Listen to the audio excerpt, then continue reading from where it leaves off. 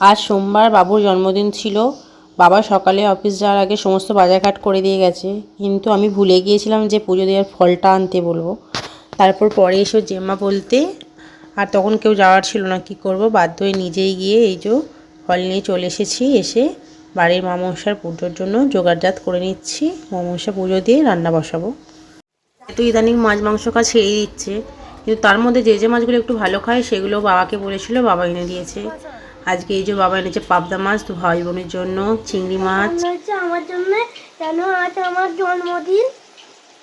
হ্যাঁ, 3 দিন পরে আবার কেক কাটা হবে, আমার বন্ধুরা সব আসবে, তারপরে ফ্রাইড রাইস আর চিলি চিকেন খাওয়া হবে।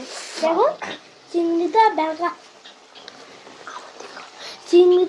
ব্যাকা থাকে, তো তাই জন্য ভালো লাগে না, তাই জন্য চিংড়ির মধ্যে একটু একটা কাঠি ঢুকে দিচ্ছে দাঁত করানো, তাই জন্য সুন্দর লাগছে, বুঝছো?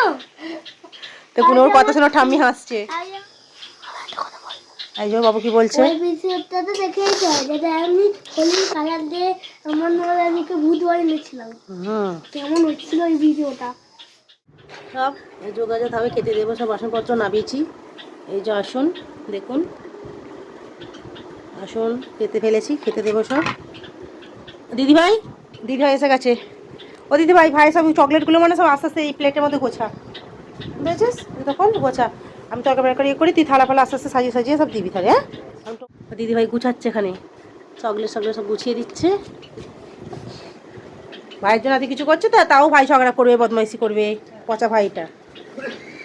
দেখুন জন্মদিনে এই যে বড় অতিথিরা এসে শুয়ে পড়েছে, একজন বসে পড়েছে, সব অতিথিরাও বাড়ি থেকে সব চলে এসেছে। করবে কি গুণের নাতি, তার জন্য আজ ধান দুব্য তুলে নিয়ে এসছে, আশীর্বাদ করবে। তারপরে স্বামীকে আবার স্বামীর উপরে রেগে যাবে, চেঁচাবে। নমস্কার করে দিদিভাই চুম দিচ্ছে না, এই যে দিদিভাই চুম আর দিচ্ছে না, চুম চাইছে। দেখুন মিষ্টিগুলো কত রকমের কালার, দিদিভাই মিষ্টি সাজিয়ে দিচ্ছে।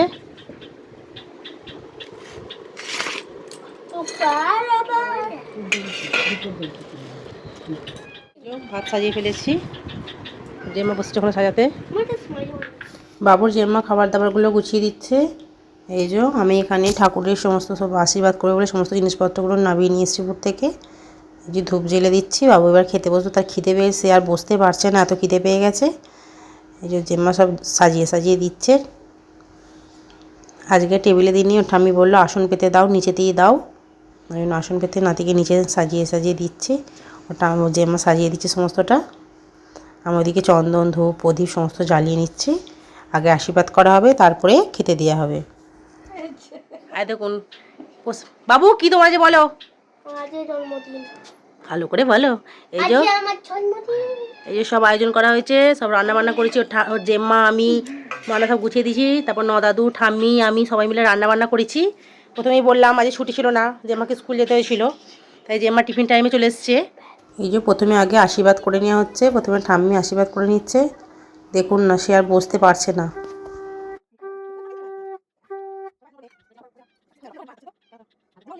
ওর মামা দাদু আশীর্বাদ করছে। ও মানে আশীর্বাদ করে কে কত টাকা দিচ্ছে সমস্ত গুনছে। বাবা এত টাকা দিয়েছে দেখাচ্ছে, অনেক টাকা হয়ে গেছে। সে আর বসতে পারছে না, ও জেম্মা করবে, আমি করবো, নদাদু করবো, সে আর থাকতে পারছে না। ও জেঠু দোকানে কাজ আছে বলে আসতে পারেনি, তাও জেঠুকে ফোন করেছিল, করলো একটুখানি জেঠুর সাথে রাগারাগি। জেম্মা আশীর্বাদ করে দিচ্ছে।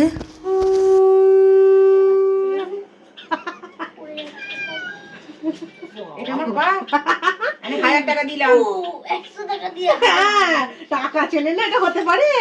নৌ করুন বড় যেখানে বসে ওখানে করে বসুন। না 500 ক্যামেরা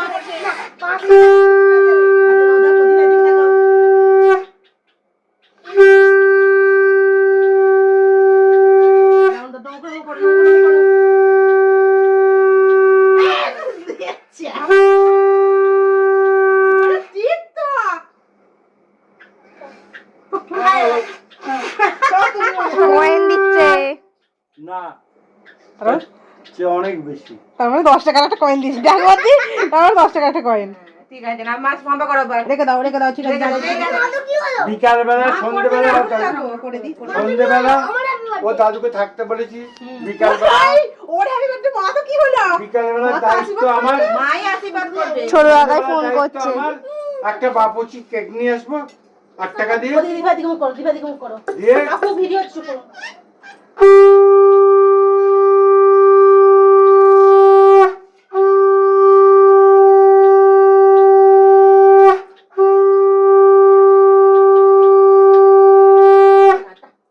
ভালো মানুষ হও, বড় হও। এই যে দিদিভাই আশীর্বাদ করছে ভাইকে। কি বললি অনেক অপেক্ষার পর আশীর্বাদ শেষ হয়েছে, খালি করছে কখন খাবো, কখন শেষ হবে। যাক, সবার শেষ হয়েছে, ও খেতে বসেছে। ও নদাদুর রাগাবে বলে কত রকম খাবার দিয়েছি গুনছে, যাতে রেগে যায়, মার খেতে ভালোবাসে।